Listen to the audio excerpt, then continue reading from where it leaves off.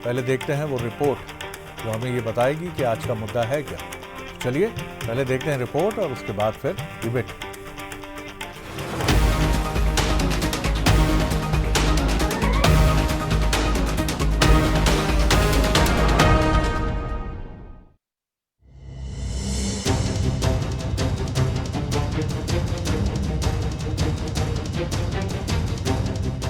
विजयपुर के महासंग्राम की तारीख का ऐलान हो चुका है। 13 नवंबर को विजयपुर उपचुनाव के लिए मतदान होगा। विजयपुर में विजय गाथा लिखने के लिए बीजेपी कांग्रेस दोनों पूरा जोर लगा रहे हैं। जोर आजमाइश के बीच बयानों के बाण भी चलने शुरू हो गए हैं। विजयपुर पहुंचे पीसीसी चीफ जीतू पटवारी ने रामनिवास रावत पर बड़ा हमला बोला। पटवारी ने आरोप लगाया कि अपनी जमीन बचाने के लिए रावत बीजेपी के साथ चले गए। क्या बात थी वो कि आपने कांग्रेस पार्टी और विजयपुर के मतदाताओं को धोखा दिया? ये सवाल बनता है या नहीं बनता? बोल के बताओ, बनता है नहीं बनता है? अरे आपका पंप है, आपकी जमीन बहुत ज्यादा, उसकी लीज बच गई, आपका कॉलेज है, आपके भाई आईटीओ में लग गए। अरे नदीवासियों ने क्या गलती की है? गरीब रख के लकड़ियां मिलते रहे, क्या कारण है? पटवारी के वार के बाद रामनिवास रावत ने सामने आकर मोर्चा संभाला। रावत ने कहा कि कांग्रेस में मेरा अपमान हुआ। रावत ने सम्मान के लिए बीजेपी में जाने की बात कही। तो मैं डर कर जाने वाला व्यक्ति होता तो मैं बहुत पहले चला जाता। ना मैं डर के गया, ना प्रॉपर्टी बचाने के लिए गया, और ना ही मैं किसी लोभ के कारण गया। क्योंकि मुझे सम्मान की बात थी।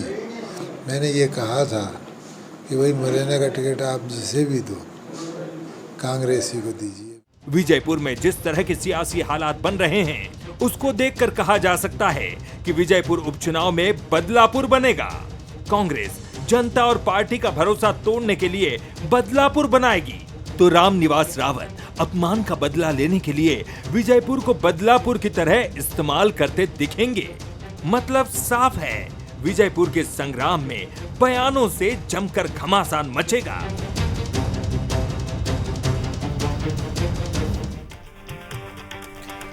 चलिए एक बार फिर नमस्कार, और आज का हमारा मुद्दा है विजयपुर का संग्राम, बयानों से घमासान।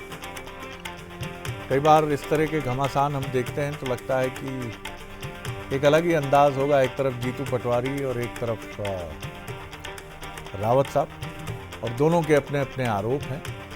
पहले सुन लीजिए बंसल न्यूज़ के सुलगते सवाल और फिर डिबेट की तरफ चलेंगे। क्या विजयपुर उपचुनाव में सियासी बयान घमासान मचाएंगे? बिल्कुल मचाएंगे। दोनों तरफ से अपनी बातें कही जाएंगी। क्या पीसीसी चीफ की घेराबंदी रावत को परेशानी में डालेगी? कांग्रेस पूरी घेरेगी, नेतृत्व करेंगे पटवारी। क्या विजयपुर चुनाव में बदलापुर का रंग चढ़ता दिखेगा? अब ये भाव भी राजनीति में काफ़ी आगे बढ़ चुका है कि बदला लेना, नीचा दिखाना। माफ़ कीजिएगा, जो बयानों का टेम्परेचर है वो तो यही बताता है। जो मेहमान हमारे साथ हैं उनसे मिलिए। स्टूडियो में मेरे साथ आनंद जाट जी हैं, युवा नेता हैं, कांग्रेस के प्रवक्ता हैं और लेखक भी हैं। आशीष शर्मा जी हैं, वरिष्ठ नेता हैं, वरिष्ठ विधायक हैं, शांत सौम्य छवि के प्रतिनिधि हैं, उनका बहुत स्वागत। दिनेश गुप्ता जी हैं, वरिष्ठ पत्रकार हैं, राजनीतिक विश्लेषक हैं, वरिष्ठतम पत्रकार हैं, मध्य प्रदेश के ही नहीं देश के, उनका बहुत स्वागत है। दिनेश जी, ये लड़ाई बड़ी दिलचस्प होगी। हरियाणा के पहले मैं शायद ये बात और बहुत दमदारी से कहता, लेकिन बीजेपी का जो बाजीगरी और चुनाव लड़ने का जो प्रबंधन का तरीका है, वो तरीका ऐसा है कि मुझे लगता है कि वो क्या ही कहा जाए उसके बारे में। क्या आपको लगता है कि हरियाणा का नतीजा भी कहीं ना कहीं एक दिमाग में तो होगा, और दो महत्वपूर्ण जो चुनाव हैं मध्य प्रदेश के, बुधनी तो फिर भी उसका पलड़ा कहीं बीजेपी की तरफ झुकता है, लेकिन विजयपुर की अगर बात करें तो क्या कहेंगे आप? क्या यहाँ 50-50 माने या अंतिम समय में कुछ भी हो सकता है? जी देखिए, हरियाणा यदि नहीं भी उसके परिणाम भाजपा के पक्ष में ना भी आए होते, तो भी मध्य प्रदेश इतना मजबूत गढ़ हो गया है भारतीय जनता पार्टी का कि उसको चुनौती देना थोड़ा सा दिन प्रतिदिन आप देखें लगातार कठिन होता जा रहा है। ये 2003 के बाद जो स्थितियां बनी, कांग्रेस की जो राजनीतिक स्थितियां बनी, जिस तरह से नेता उसको छोड़कर जा रहे हैं, क्योंकि किसी भी राजनीतिक दल की जो मजबूती होती है, उसकी जो जड़ मजबूत तभी होती है जब उसका लीडरशिप मजबूत होती है। और जब एक मजबूत लीडरशिप साथ छोड़ती है तो संगठन भी कहीं ना कहीं कमजोर होता है। संगठन तो वैसे भी कांग्रेस में तो है ही नहीं, कांग्रेस को लेकर हम संगठन की बात तो कर ही नहीं सकते, क्योंकि कांग्रेस तो नेताओं का एक समूह है। और वही नेता यदि चुनाव मैदान में है, अपनी पार्टी छोड़ के है, बहुत सारे कार्यकर्ता ले गया है, तो उस वक्त कांग्रेस के लिए चुनौती ज्यादा है। वो पूरी तरह से वो यदि जनता की सहानुभूति भी लेना चाहें तो अब उतना वक्त है नहीं कि वो एक सहानुभूति ले सकें, क्योंकि सहानुभूति के लिए भी आपको मुद्दे सामने रखने होते हैं और कांग्रेस ये मुद्दे रखने में विफल रही है। यदि आज आप आखिरी वक्त में जो मुद्दे उठा रहे हैं, ये यदि आप लगातार वहां 4 महीने मेहनत करके उठाए होते, गांव-गांव जाकर आपने बोला होता, एक इमोशनल अपील होती, तो शायद वोटर पे कोई फर्क पड़ता। अभी तो चुनौती है, कैंडिडेट जब आएगा फिर किस तरह का कैंडिडेट आता है, फिर किस तरह के प्रचारक पार्टी के होते हैं, क्योंकि कांग्रेस में तो ये देखते हैं कि कैंडिडेट की घोषणा के बाद कोई प्रचार करने वाले नहीं होता, कैंडिडेट अकेला खड़ा होता है। तो अभी तो है, कुछ थोड़ा सा समय है, आगे क्या होता है देखने के लिए। बिल्कुल, आपने महत्वपूर्ण बात की है। आशीष जी, आप क्या कहेंगे, क्योंकि अगर बात करें रामनिवास रावत जी की, तो जब बाय इलेक्शन जब उन्होंने बीजेपी में आने का फैसला किया था तभी ये बात कही जा रही थी कि सीट आसान नहीं है। अब लेकिन ये भी सवाल हैं कि बीजेपी का संगठन और संगठन के पीछे सिर्फ चुनाव के लिए उमड़ पड़ने वाला आरएसएस का जो कार्यकर्ता है, जिसे ये भी नहीं मालूम ठीक से कि रामनिवास रावत हैं कौन। वो शायद गुजरात से आया है, वो महाराष्ट्र से आया है, केरल से आया है, वो अपना काम करता है और उसे ये मालूम है कि जो दायित्व सौंपा गया है 2 महीने में उसे अंजाम तक पहुंचाना है। यही आपकी शक्ति मानकर आप आश्वस्त हैं, या आपको लगता है कि मध्य प्रदेश भी अब आप गुजरात की लाइन पर काफ़ी आगे बढ़ा चुके हैं, बीजेपी को पीछे नहीं जाएंगे अब? देखिए शरद जी, रामनिवास रावत जी के चुनाव के रूप में मध्य प्रदेश में भारतीय जनता पार्टी पुनः प्रभुराम चौधरी जी वाले, तुलसीराम सिलावट जी वाले इतिहास को दोहराएगी। निश्चित ही उन्होंने भारतीय जनता पार्टी की समस्या दी है, भारतीय जनता पार्टी के कार्यकर्ताओं ने, संगठन ने उनको स्वीकार किया है और उनकी बदौलत 29 के 29 लोकसभा सीटें मध्य प्रदेश में हमको जीतने के लिए मिली।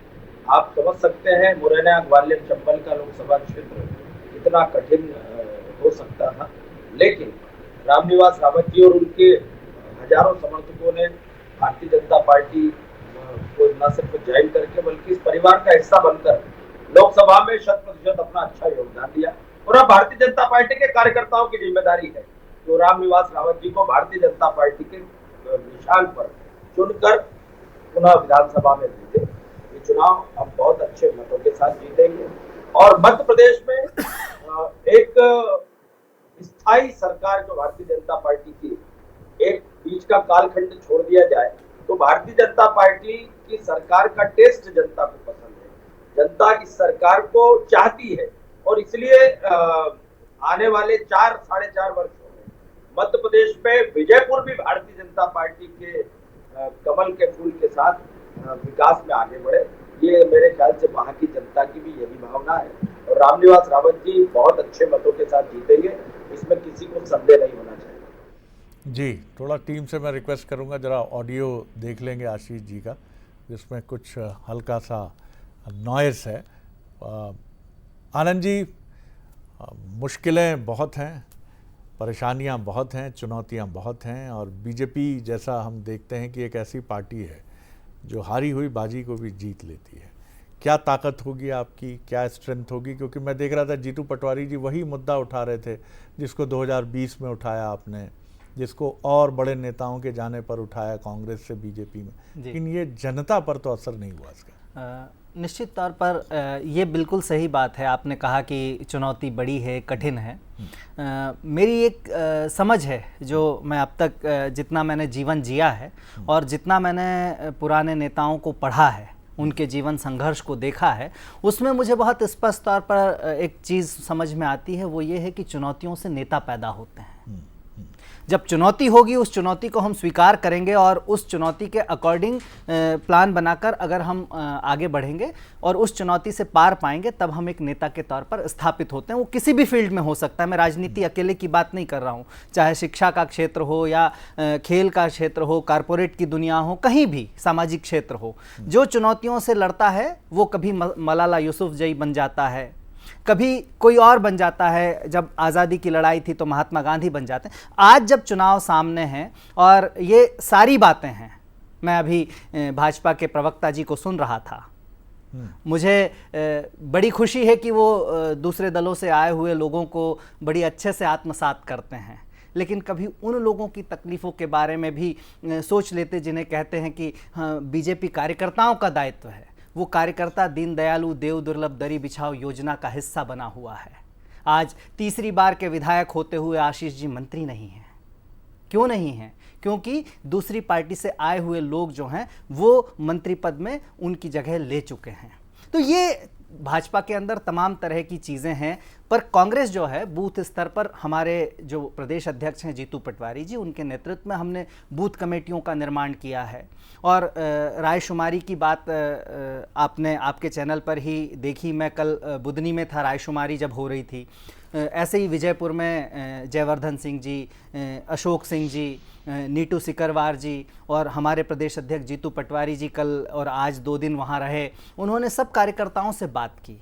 तो वो स्थितियाँ जो जो गुप्ता जी ने बात कही वरिष्ठ पत्रकार के तौर पर, उनकी सारी बातें जो हैं वो अतीत के आईने में बिल्कुल सटीक हैं, बहुत अच्छी बातें हैं, लेकिन हमारे विश्लेषण कई बार गलत साबित होते हैं। जैसे एग्जिट पोल के विश्लेषण ज़्यादातर गलत साबित होते हैं। तो हम चुनाव को लेकर बहुत अति आत्मविश्वास में भी नहीं हैं और हमारा मनोबल गिरा हुआ भी नहीं है। हम एक्चुअल परिस्थितियों के हिसाब से वहाँ चुनाव लड़ रहे हैं और जीतेंगे। अभी आपने एक बात कही कि आशीष जी तीसरी बार के विधायक हैं लेकिन मंत्री नहीं बन पाए। शायद उसका एक कारण ये भी है, मैं भी दिमाग लगा रहा था कि ऐसा क्यों है कि क्या आशीष जी मंत्री नहीं बनना चाहते। आशीष जी तो बोले इस पर, उससे पहले मैं सोच रहा था, और जब आप मन में ही प्रश्न और उत्तर करते हैं तो जवाब आता है हाँ क्यों नहीं बनना चाहेंगे।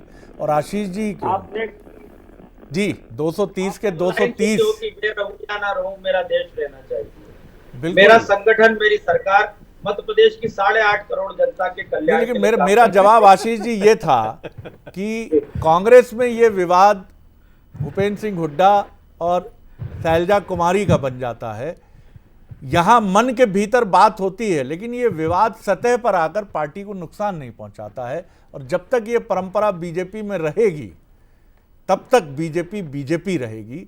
और वो अपने मनभेदों को, मैं मनभेद शब्द भी कह रहा हूँ, मतभेद मनभेद दोनों को वो नियंत्रित कर लेगी तो वो शिखर पर पहुंचती है, कोई भी व्यक्ति हो।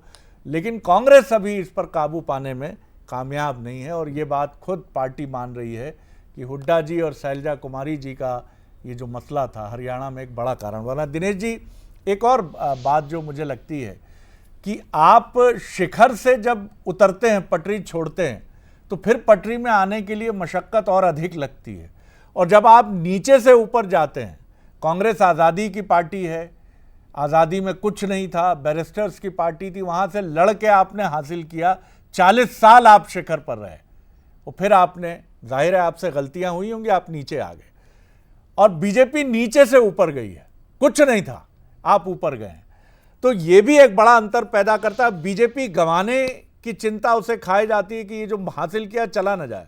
और कांग्रेस के अंदर अभी भी जमींदारी एलिमेंट, शायद माफ़ कीजिएगा, हो सकता है कि अरे हमने लिया, 40 साल आनंद उठाए। क्या कहेंगे, ये प्रवृत्ति भी गड़बड़ करती है? जी माफ़ कीजिएगा, सवाल बड़ा लंबा कर दिया मैंने। निश्चित तौर पर इस तरह की जो प्रवृत्ति होती है ना, देखिए संघर्ष से जो चीज हासिल होती है उसकी कदर होती है। आजादी हमें संघर्ष से मिली। कांग्रेस के जो नेता थे, आजादी में शामिल थे, उन्होंने उसकी कदर की, उन्होंने उस हिसाब से देश को जो है संजोने का काम किया। अब जिन लोगों ने सत्ता का सुख उठाया, जिन्हें पता ही नहीं है कि संघर्ष क्या होता है, जिन्हें ये लगता था कि कांग्रेस के अलावा देश में कोई और राज कर ही नहीं सकता। कांग्रेस के अलावा जो भी आएगा 2-2.5 साल में सरकार से चला जाएगा, उन्हें सरकार चलाना नहीं आता। पुराने आप नारे देखिए ना। लेकिन जब आप लीडरशिप डेवलप नहीं करते, जो भारतीय जनता पार्टी की तो क्वालिटी ये है ना कि वो नेतृत्व तैयार करती है। और नेतृत्व ऐसा नहीं, अभी जो आप देखिए मौजूदा दौर की राजनीति में कांग्रेस के पास लीडरशिप थी, उन्होंने अपने यहाँ लाने में कोई उनको झिझक नहीं हुई, क्योंकि उन्हें तो अपना संगठन मजबूत करना है, उन्हें तो सरकार में आना है। तो एक लक्ष्य होता है, उन्हें पता है कि यदि सरकार हाथ से निकल गई तो फिर संघर्ष की तरफ जाना पड़ेगा। इसलिए जो लोग आना चाहते हैं और जिनका जनाधार है तो वो उनका स्वागत भी कर रहे हैं। कई बार आपको रीति नीति भी बदलना पड़ती है, जो भारतीय जनता पार्टी ने बदली है। बिल्कुल ठीक कहा आपने।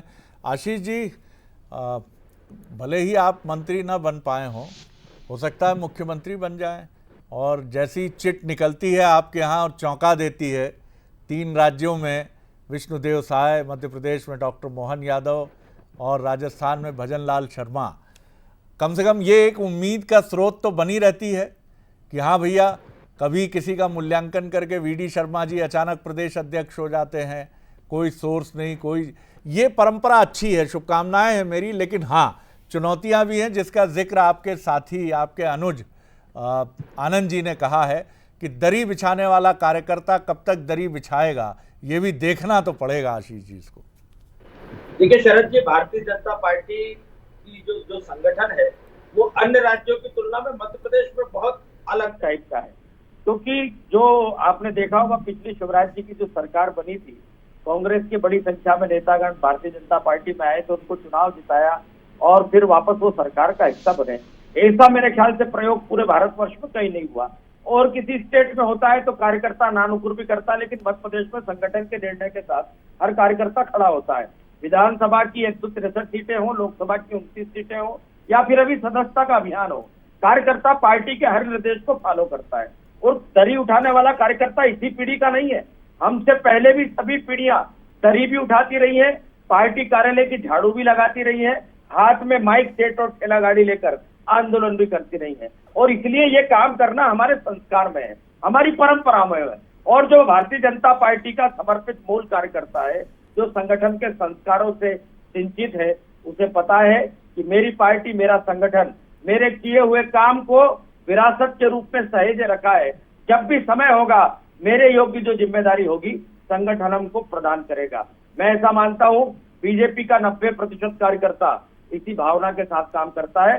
महत्वाकांक्षा होना अलग बात है, लेकिन महत्वाकांक्षा की पूर्ति हमारा संगठन करता ही है, ये विश्वास दूसरी बात है। और इसलिए भारतीय जनता पार्टी के कार्यकर्ताओं में इस बात का विश्वास है, चाहे रामनिवास रावत जी हो या और किसी भी अन्य राजनीतिक दल से बड़े से बड़ा विरोधी भी भारतीय जनता पार्टी के बैनर तले आकर अगर काम करेगा तो कार्यकर्ता उसके लिए जी जान से जुट जाएगा।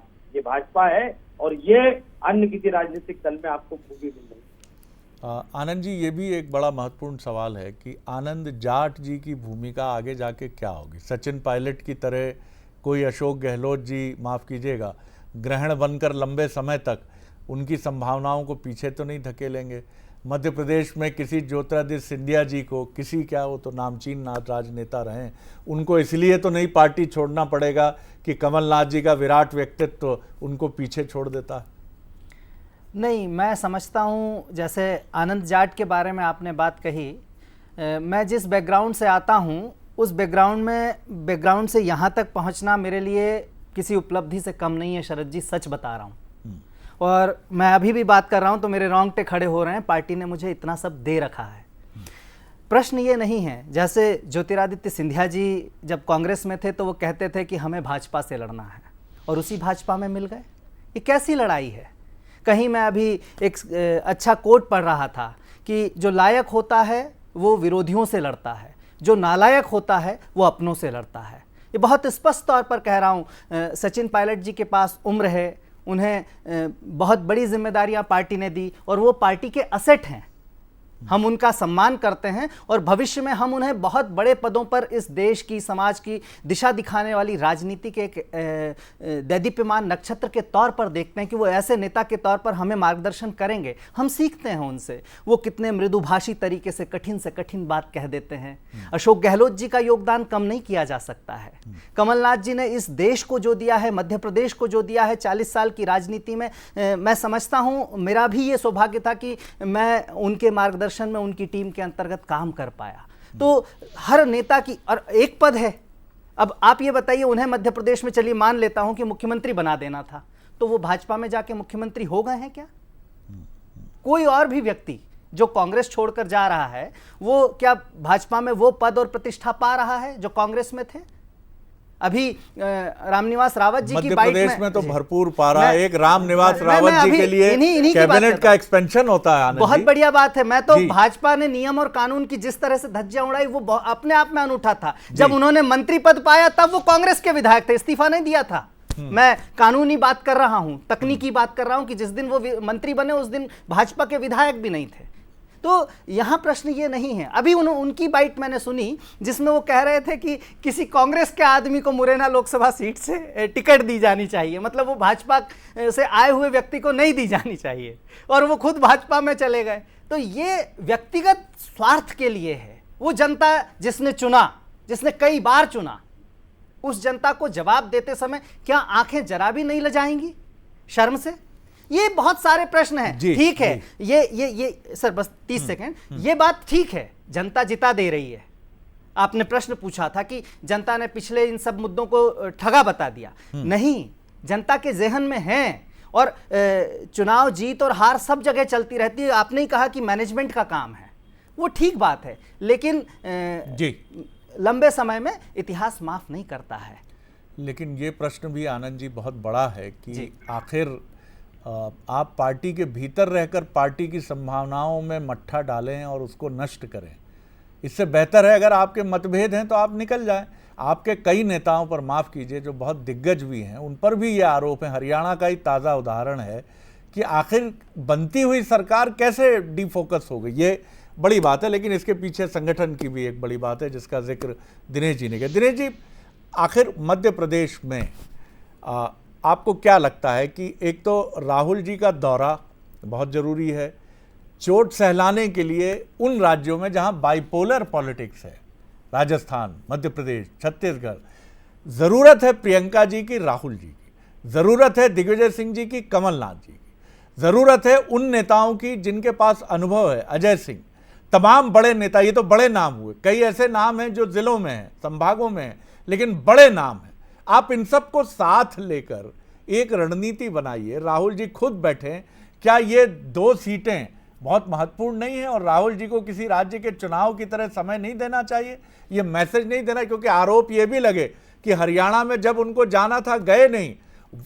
उमर अब्दुल्ला ने तो व्यंग किया जम्मू कश्मीर में कि जहां आना चाहिए वहां आए ही नहीं। जी देखिए, ताली दोनों हाथों से बजती है। जितने भी नाम का जिक्र आपने ये किया है शरद जी, वो सब ना कहीं आप देखिए ना कि अपने खुद के ईगो के शिकार हैं ये लोग। कि यदि मैं पार्टी अध्यक्ष बनूंगा तो मैं बनूंगा, कोई दूसरा यदि आएगा तो फिर मैं उसको स्वीकार नहीं करूंगा, मैं नाराज हो जाऊंगा।